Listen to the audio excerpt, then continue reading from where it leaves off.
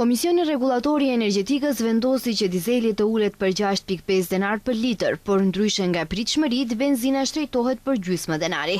Sipas vendimit të KRRE-s, çmimi i përgjithshëm i derivateve të naftës ulet për 3.84 denar. Sipas KRRE-s, ky vendim është rezultati i rënies së çmimeve referuese në tregjet botërore.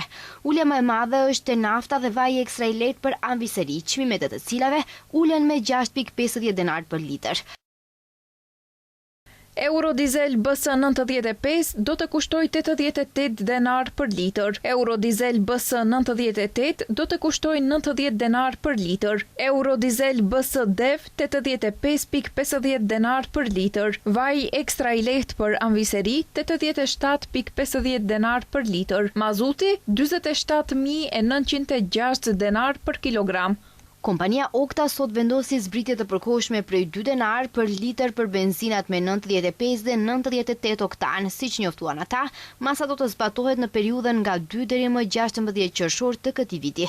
Nga kompania bën të ditur se vendimi është marrë si rezultati i lëvizjeve aktuale të çmimeve ndërkombëtare të karburanteve, por edhe si pjesë e komunikimit të vazhdueshëm me qeverinë, të drejtuar drejt zbutjes së presionit të çmimeve mbi qytetarët dhe ekonominë.